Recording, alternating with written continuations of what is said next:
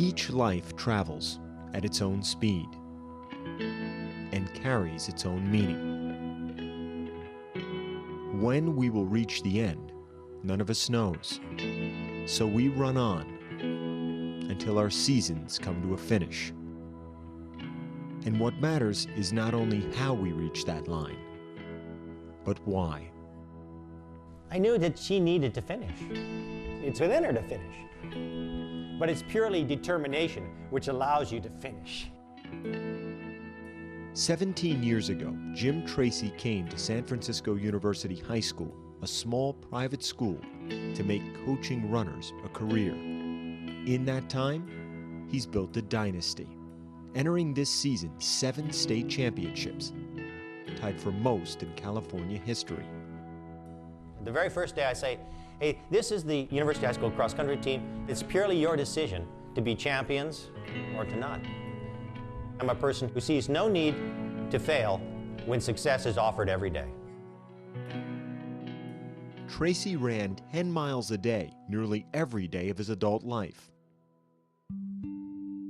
Until 3 years ago. I was out running one day, and my left foot started to make a slapping noise. And sure enough, that got worse and worse, and finally, the foot refused to lift itself at all, finally. And now I can't run at all. The foot was one of the first signs. Last spring, at 60 years old, Tracy received the diagnosis. He has ALS, Lou Gehrig's disease, a fatal neurodegenerative condition. While his mind remains sharp, his muscles are shutting down. There is no cure. The doctors have said, it can kill you very quickly, or it can take its time and just make your life miserable. This progression, is bound to, either ruin my life, by making me completely unable to do anything, or just make my life hard enough to be a greater challenge. And I accepted the second one. I said, hey, it's not going to ruin it, it's just going to make it harder.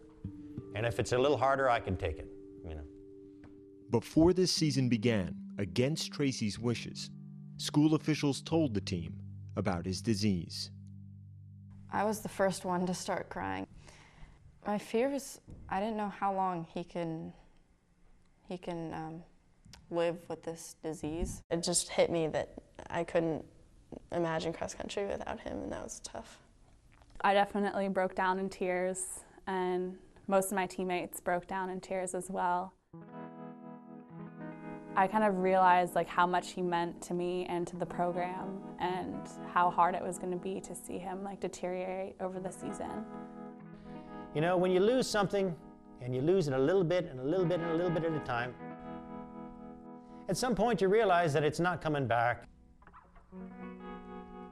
Because I've run 1,000,000 miles. I've run 1,000,000 hills. I live in San Francisco, this city of hills. But if I go down the slope all the way, I have a feeling I'm not getting back up. And I'll miss that. I'll miss the climb to the top. Tracy has never married. His runners are his children, his teams, his family. This fall, that family was determined to support him the simplest way it could, by winning. We're definitely representing the end of his coaching career. And that's part of the reason that we wanted to do well for Jim at state. The university team came to the final race of the season, the California State Meet in Fresno in November, determined to win a record 8th championship.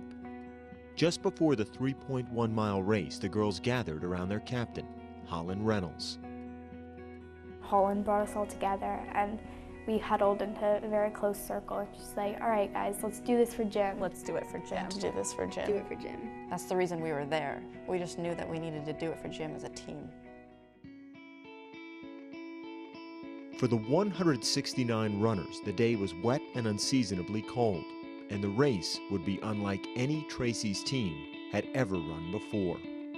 Shortly after the start, sophomore Jenny Callan fell at the 100-yard mark and was in last place.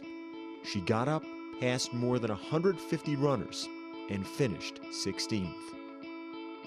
Junior Bridget Blum had never led a race before in her cross-country career. That day, for more than half the course, she led the pack. She crossed the line third. Senior Adrian Carrister, a star soccer player, had never run in a state final meet before. She finished 25th. Sophomore Lizzie Tierling ran the fastest race of her life by more than a minute. She came in 36th. But a cross-country meet is decided by the combined finishes of a school's top 5 runners, and Holland Reynolds, the team's captain and Tracy's fastest runner, was still on the course with the championship on the line. I felt good until about 2.5 mile mark. And at that point, I was in second place. All of a sudden, my breathing got faster and faster, and I slowed down. And I didn't really realize how many people were passing me. Finally, the athletes start coming in, okay? And I see Bridget and I don't see Holland. And instantly, I knew there was something really wrong. In the final half mile of the course, Reynolds became dehydrated and disoriented, barely able to continue running. It's agonizing watching her.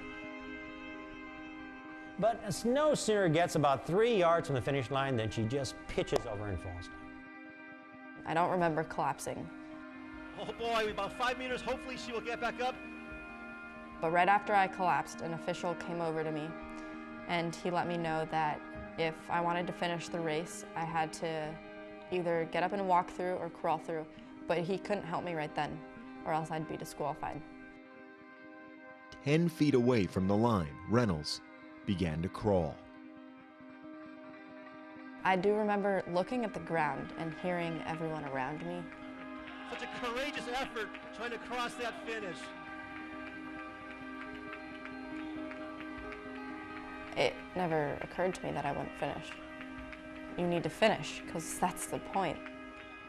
Reynolds was university's 5th and last official finisher. She crossed the line in 37th place. She was immediately taken to an ambulance and treated for dehydration. Less than an hour later, her teammates told Reynolds she clinched Tracy's 8th state championship when she crawled across the line. Made him proud to be a coach on our team and to have girls that really care about him and will go to any efforts to do well for him. That's definitely, I think, worth way more than a medal.